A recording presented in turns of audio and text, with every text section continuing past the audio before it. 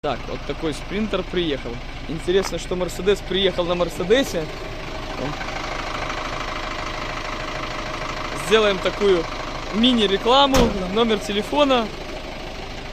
Есть какая-то непонятная проблема. Автомобиль у нас поехал на Минск, с Минска вернулся сюда. Не знаю, во что выльется наш ремонт, с чем мы столкнемся. Но если что-то будет необычное из того, чего у нас еще не было на канале, ну, тогда сделаем полноценное видео по ремонту данного автомобиля. С погодой, как всегда, нам повезло. Как только что-то глобальное запланируешь, так у нас или погода портится, или запчасти пропадает, или доставки отменяются. Сейчас будем выгружать. Вот так она сейчас поедет у нас в ряд к остальным. Не знаю, когда у нас получится ей заняться.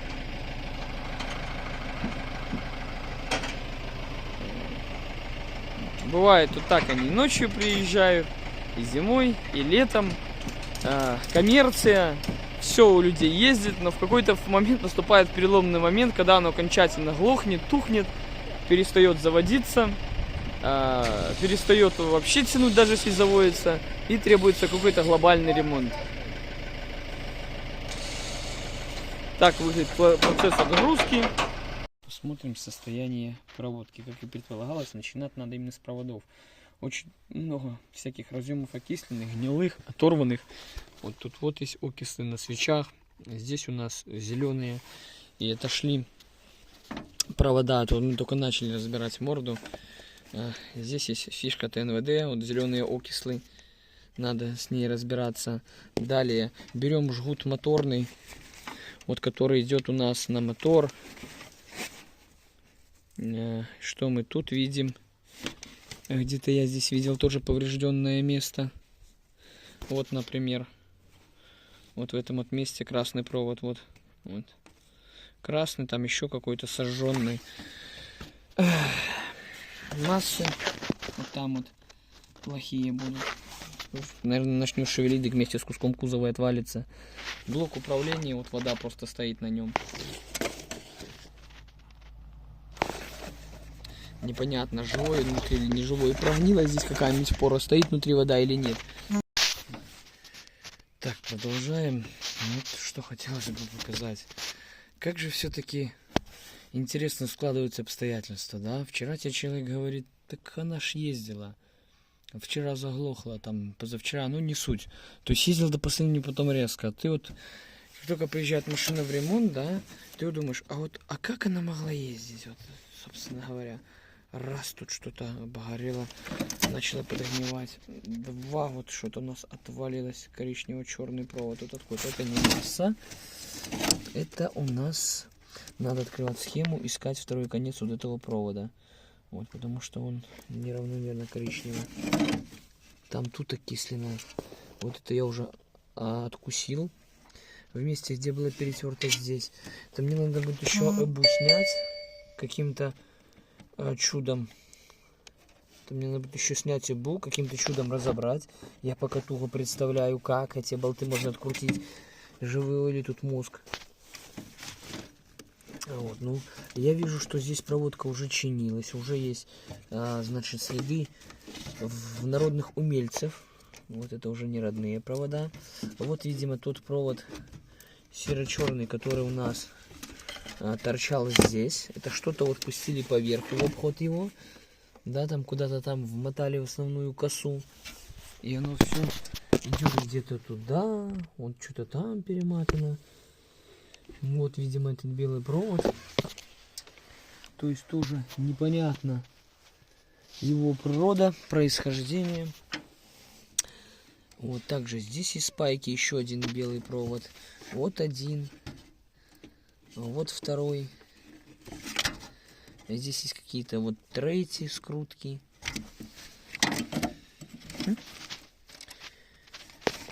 Да. То есть, вот вы катаетесь, у вас там отгнивают массы, окисляются провода. До вас здесь сделали ремонтники, устроили непропаянные скрутки, либо пропаянные, ну, на кислоту.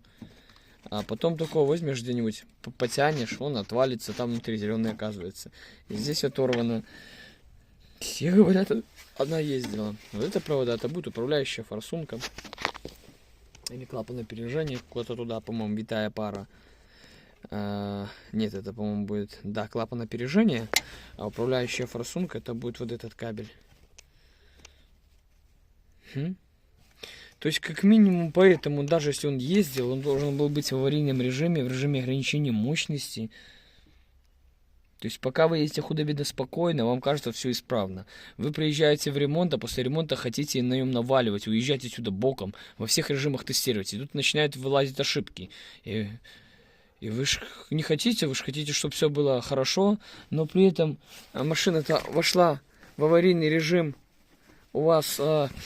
После того, как вы какой-то промежуток времени эти ошибки накапливали, проблемы собирались, так как вы не давали в пол, вы не знали о них, что там опережение не отрабатывает.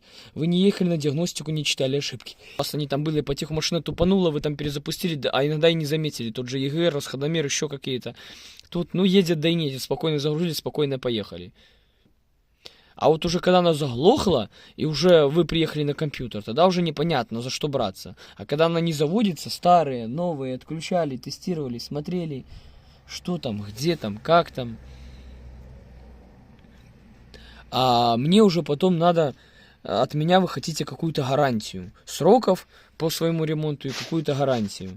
Ну, блин, как вот на это дать гарантию? Ну, грубо говоря, по-хорошему надо брать этот жгут, но, к сожалению, он не единственный. Насос отдельно тут, этот моторный отдельно, там еще вот этот третий участок идет отдельно. И оно все где-то переплетается между собой. Не получится так, чтобы купить целый жгут от края до края, полностью все провода переподключить, и оно поехало. По-любому где-то какие-то соединения, скрутки или чего-то на привозной проводке будет не хватать. Да идею найти привозную. Вот такая, ну, ребята, реальность. Вот почему я постоянно с ними подвисаю.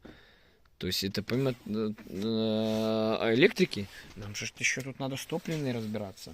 Там есть еще вопросы. Там вот оторванный провод, он скручен. Насос тут соплятый. Гаечки вот прикручены. А насос стоит, обратите внимание, по самому краю.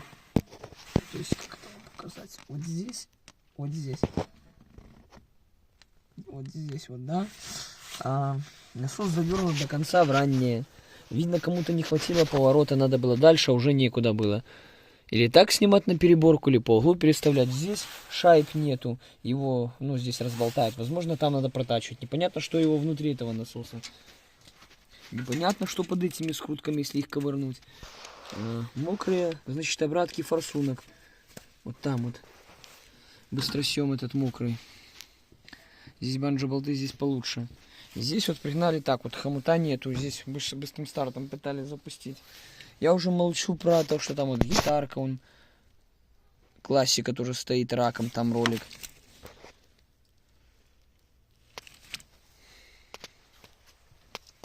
Здесь, естественно, у нас оторвана тоже такая, скажем так, классика жанра. Даже выходить не хочет. Пум-пум. И это только начало. Первый день. Вот тут вот площадка сгнила. Вот надо демонтировать мозги. Да, человеку на программу отшивать ЕГР. Вот вопрос. Как открутить эти болты? Как вот открутить вот те болты, не сбив грани, не отломав, и как вернуть площадку назад, которая вот такая вот. Даже мозги. Вон верхний край. Стенка уже сгнила. И как открутить вот эти вот, чтобы остались закладные в кузове целые, прикрутить на них обратно. Тут латочка на саморезах. Даже если просто нужны какие-то манипуляции здесь, тут надо либо здесь разбирать, либо тут и там. И весьма непонятно, как это все дело будет откручиваться. И здесь тоже. Смотрите, что здесь делается. Какие-то релюшки, какие-то провода гнилые. Тут какой-то гудок сигнал. Этот работал. Или вот все там. Что работало в этой машине, что не работало. Хуже всего, наверное, с машины, которая приезжает на эвакуаторе, на лафете, на буксире. Те говорят, да я вот на ней там на Россию, на Европу, вот я ж на ней 100 тысяч, 200, 300, 20 лет. Так думаешь, блин, я бы дальше своего района б не выезжал на них. Я побоялся на самом-то деле. Такая вот история. Как-то так. Ладно, будем потиху решать вопросы по мере их поступления. Так, продолжаются попытки его завести. Значит, нашли здесь несколько обрывов, переподсоединили, разобрали мозги, проверили, почистили. Дальше. Были проблемы со шлангами по топливу. Поставили, убрали временно шланги, поставили грушу для проверки. Сразу сочится с крышки. Вот оно, пытаемся сдуть. Покачай уши. Сразу оно уходит. Вот видно, да? У нас, получается, есть ряд проблем здесь с проводкой был. С массами, с плюсами, с тем, что мозги не выходили на диагностику, со шлангом.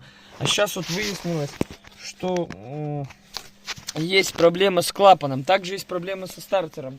Давай попробуем крутануть.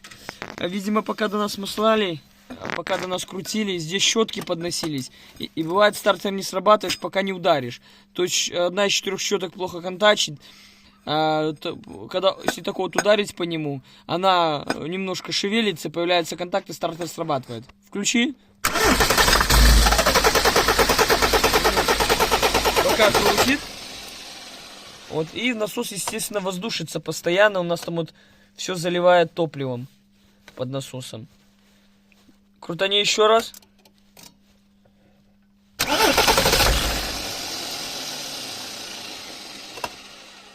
Сейчас либо у нас стартер поймаем момент, когда перестанет крутить. Все, перестал, да? Нажми кнопку старта там. Отдельно кнопка. И держи ее. Сейчас я буду легонько бить. И как только я ударю, появится контакт.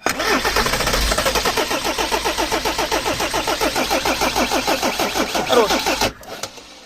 При этом у нас там аж пырхает солярка. Момент проворота.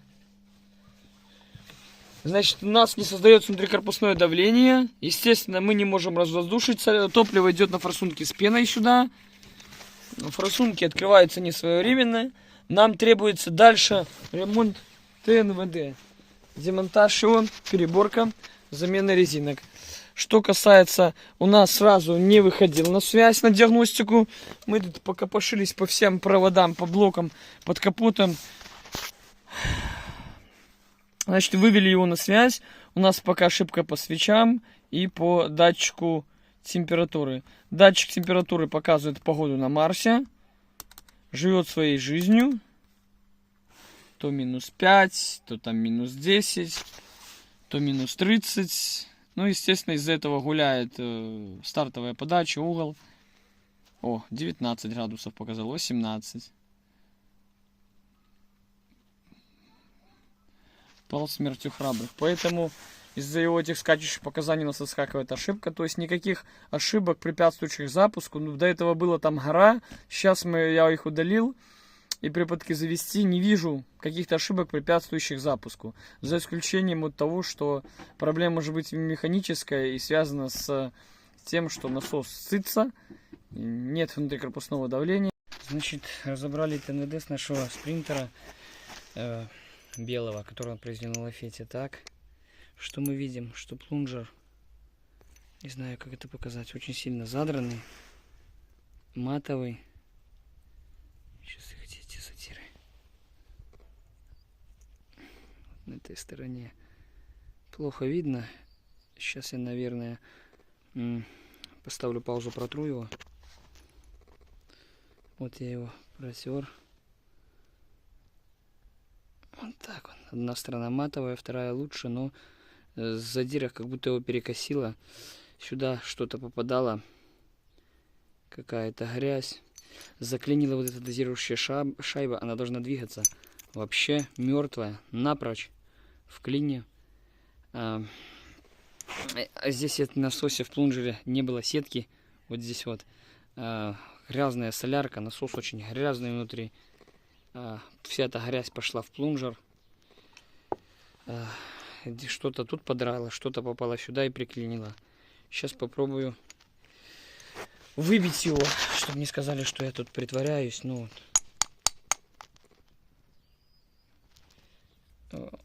выбил об этот.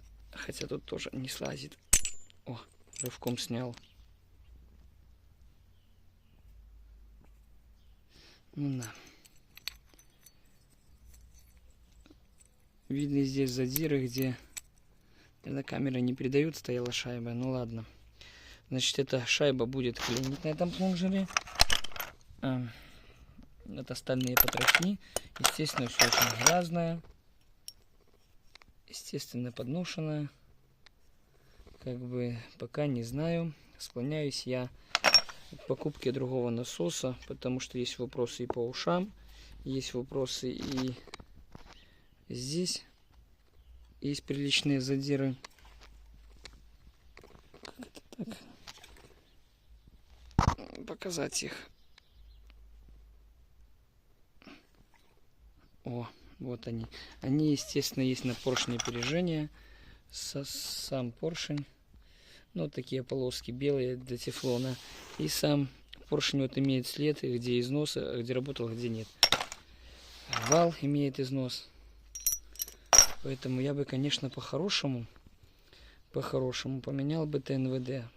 Так, продолжаем разбираться с ошибками нашего спринтера, который приехал на лафете. Что интересно, насос перебрали, потому что до этого невозможно было завести. Начинаю сейчас крутить, вот ошибки не удаляются. Есть, значит, по свечам проблемы, по клапану.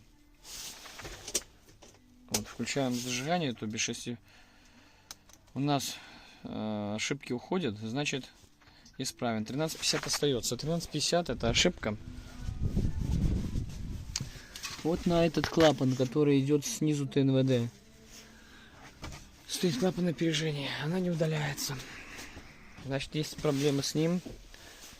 Но он как бы на запуск особо не влияет, влияет на работу.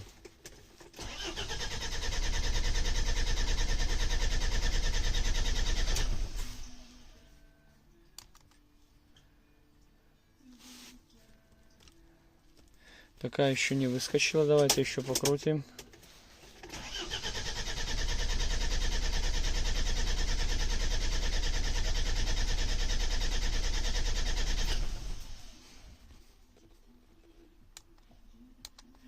Сейчас перезайдем.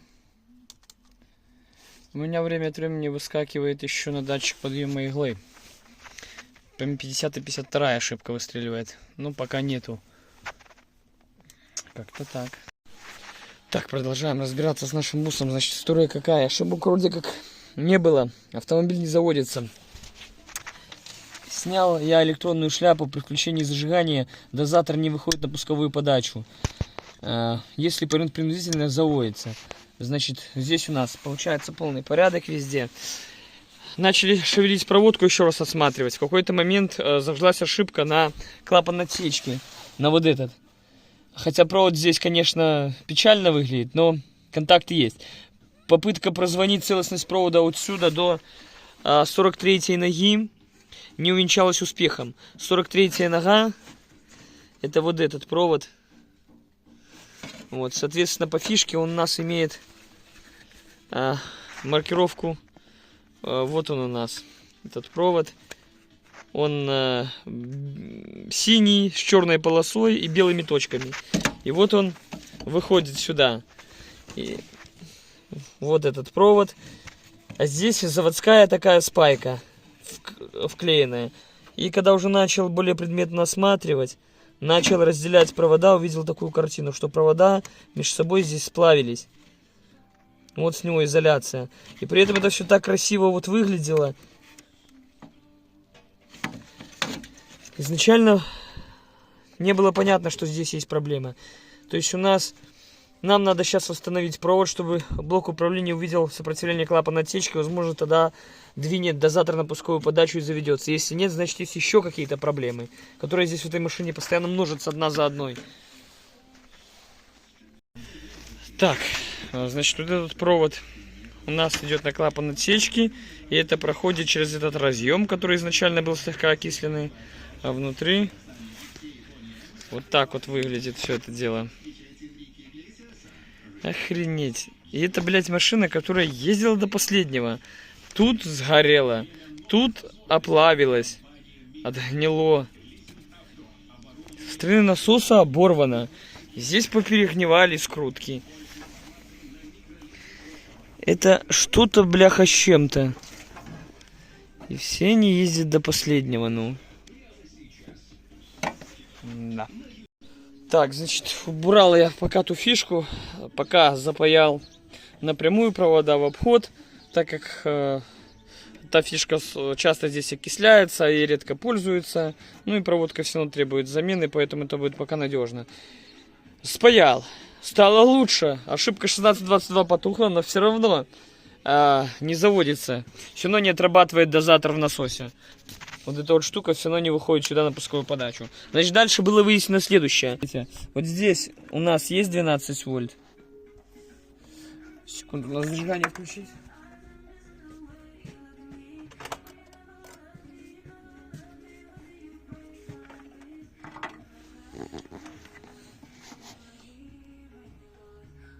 Здесь есть 12 вольт.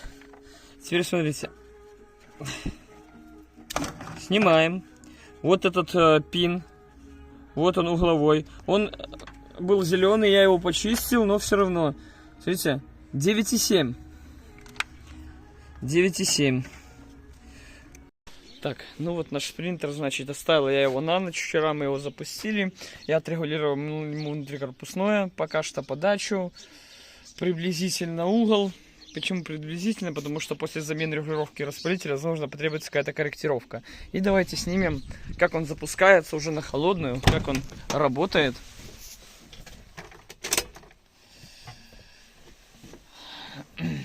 Чтобы иметь представление, что изменится после ремонта форсунок, да и вообще.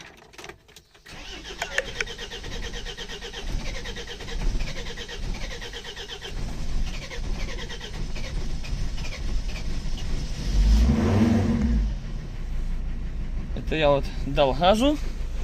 Работает. Если плохой запуск, можно списать на отключенные свечи накаливания. На то, что мотор не новый по поршневой, то вот эти вот пропуски вот уже ни на что не спишешь. То есть, пусть бы он завелся, долго крутил, но завелся, но вот этих вот прострелов не было, пропусков. Потому что эти моторы прямого впрыска, на улице сейчас плюсовая температура, может быть 5-7 градусов. Не должен он так работать, 5-7 градусов. Допускается какой-то конденсат, да, пар, перепады, понятно, да? Но не вот эти прострелы.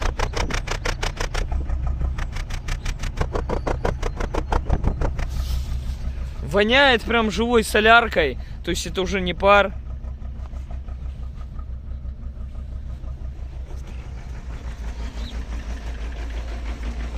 Мотор при этом колотит. Вот так мотор работает.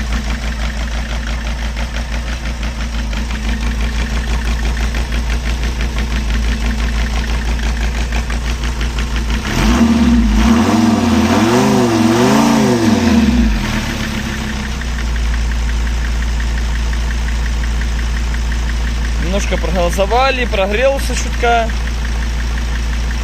Как-то получше стал работать. Снова затрясло его.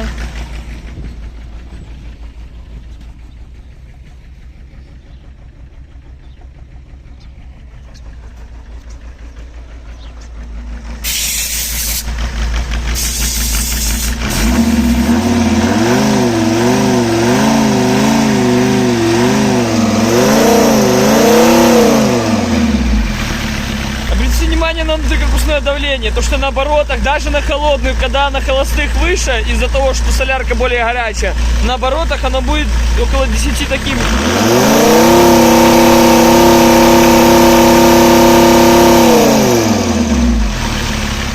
Громко работает, пока труба снята. Видели? То есть на оборотах десятка. То есть на горячую у нас падает на холостом, но на оборотах остается тем же.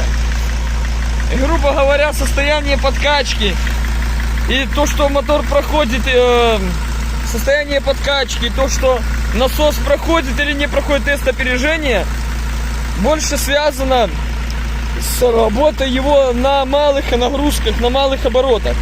То есть даже если тест чутка не проходит, то это не всегда критично. Самое главное, чтобы он хорошо запускался по утрам, хватало внутрикорпусного. И не выдавал ошибку, нормально, корректно работало опережение при небольшой подаче газа там. Чтобы оно поднималось до неких пределов. И там уже тест оно проходило с перегазовкой.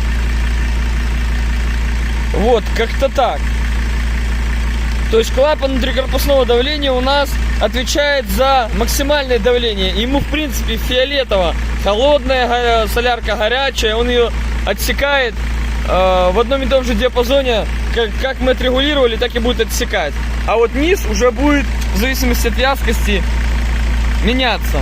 Значит, пока мы тут с вами обсуждали работу клапана, мотор уже стал более стабильно работать, прогрелся.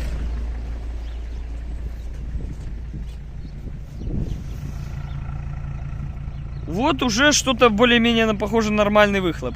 Легкий порог, но он все равно пахнет соляркой едким таким, но уже нету этих прострелов.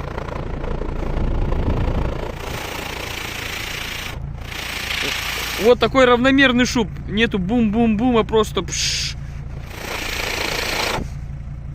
Хотя запах еще есть, но это уже лучше. То есть о чем это говорит? О том, что форсунки однозначно будут демонтироваться, и сейчас будут на ремонте, на замене распылителей, настройка будет обеих ступеней. Тогда я думаю, что он начнет и нормально заводиться, и эта вонь пройдет, и не будет его колотить так сразу на холодном запуске. Так, смотрите, значит, начал я приводить проводку в порядок. Здесь на разъеме привел, там разъем ТНВД. Вот вроде бы ошибок глобальных нету, кроме свечей накаливания. Ну, я их еще не делал, проводку на них. Но вот здесь у нас вроде бы все виделось. То есть здесь у нас мап-сенсор, датчик температуры впуска, клапан опережения ТНВД, управляющая форсунка. И вот этот жгутик идет. Казалось бы, ну, жгут да и жгут. Это я к тому, что вот иногда ребята говорят, там, сделаешь какой-то участок, да, какую ты дашь гарантию?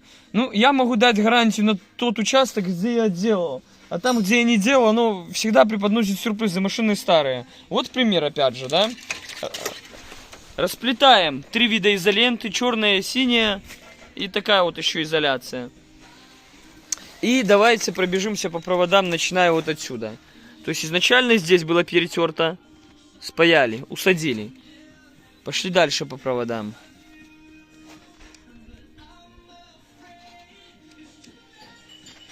Вот перетерто, подгнивает. Однажды она станет зеленой и переломается. Поехали, поехали дальше. Вот здесь скрутка непонятная. Непонятно, она там кислотой спаяна или флюсом, то есть подгнила пайка или нет, как было около блока управления двигателем. Когда такая же термоусаженная спайка была, но внутри провод отвалился, и мозги на связь не выходили. Надо проверить. Так, поехали дальше. Вот заломы окисленные. Идем дальше. Вот на коричневом проводе.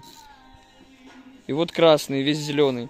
А это, на секундочку, у нас фишка с клапана опережения ТНВД, вот этот вот красный. У меня, кстати, было время от времени ошибка по управляйке была. То есть, а хотя, ну, вроде заизолированная, ну, звонится здесь по краям от блока управления, кажется, ну, не лезь туда, не мешай машине работать. А нет, потому что такая вот ситуация встречается сплошь и рядом. И эти провода только переломай. Вот тоже такая же история с белым проводом, да, который идет туда же. Здесь у основания еще здесь вот, видите, тоже там есть желтый провод. Под резинкой бывают проблемы. То есть человек приезжает к тебе, сделать форсунки там, ну типа не едет. Ты смотришь на стенд, думаешь, плохие, поменяю. Сделать насос там стыдится, смотришь внутри, меняешь или его настраиваешь. Все, ставишь угол, подачу, цикловуху. Вроде ошибок нет, отпускаешь. Потом начинаются какие-то вопросы. И ты вроде бы сделал все как надо, но ты никогда не знаешь, когда вот это все Г, оно рыгнет. Где у него есть какие сопли.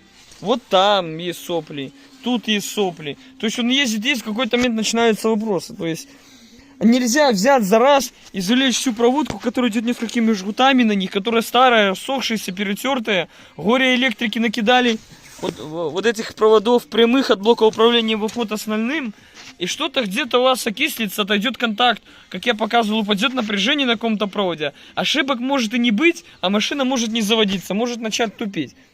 И даже если вы приедете на диагностику, не всегда я вам смогу помочь дистанционно. То есть, как вот дать гарантию на машины, у которых почти у каждого проход в похожем состоянии. Если бы я не размотал вот это все, ну, он бы уехал, человек, от меня. Ну, может быть, месяц поехал, может быть, неделю. Вот окислилась какая-то скрутка, вот здесь, например, да, и потом бы звонил: слушай, у меня машина снова тупит. А что делать? Откуда я знаю, что делать? Поехал бы, ну, висит ошибка по опережению. А что делать? Управляйку стрелять, клапан, топлива не хватает насосу, с проводкой проблемы, с клапаном внутрикорпусного подвис, развалился проблемы. Хрен его знает. Поэтому гарантия — это, конечно, парни, хорошо, но в разумных пределах. То есть все мы люди, поэтому давайте относиться с пониманием друг к другу, и давайте не будем верить в то, что у нас безотказные машины, потому что бывает, что звезды сходятся так, что вот просто человек уехал, все отлично было, может в этот день, а может через год что-то произойти. И иногда вопросы решаются своими силами. Иногда там мне звонят и пишут, там просят совета. Ну, давайте оставаться людьми, как бы, блин, и не верить в сказки, в малые пробеги, а допускать, что все же могут быть проблемы, которые никак не связаны с моей предыдущей работой. То есть вы можете... И не только у меня, допустим, да, ввалите там $3000, и 2, и 500, и 100, вы можете голову перебрать, ну все отстроить. Вот достаточно где-то чего-то подобного, плохого контакта, плохой массы. Вон, смотрите, в каком состоянии там провода массы. Будет такая плохая масса, она же идет сюда на управляющую форсунку. Потом у вас начнет ругаться на нее. Будет вот здесь вот такой вот плохой контактик где-то окисленное. Будут снова какие-то приколы. Поэтому пересматривайте в первую очередь проводку. Вызванивайте, смотрите схему, читайте ошибки. То есть, ну, это одна из тех машин, на которую просто нельзя быть уверенным, выпуская ее с-за ворота, что она проедет какой-то период времени без проблем, в частности по проводке. А проблемы по проводке влекут за собой как незапуск, как плохой запуск, как дымление, как режим ограничения мощности, потерю тяги, динамики, сизый дым, если в случае это управляет или клапан опережения, грубую работу. То есть, ну, никогда не знаешь, с чем владелец может столкнуться. Вот на примере данного авто еще раз хотелось бы показать, это вот больное место, это вот проводку. То есть, ну, порой ее надо размотать. Вот даже я сейчас здесь размотаю, перемотаю этот участок, перемотал там. А я же не достану там под рейку, ведь этот жгут, который идет в салон, он переплетается, расходится.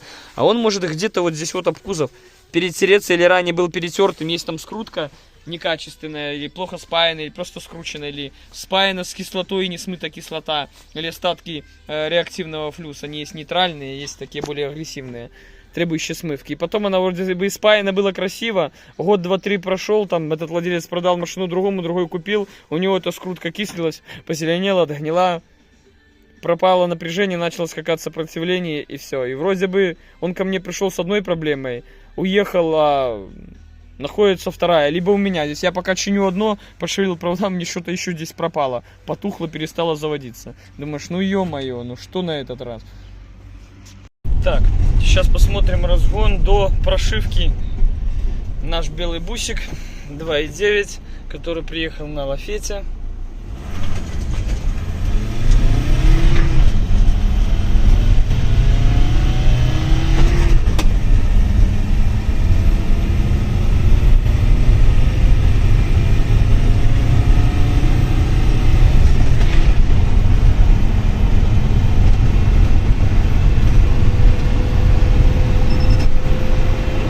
Секунды.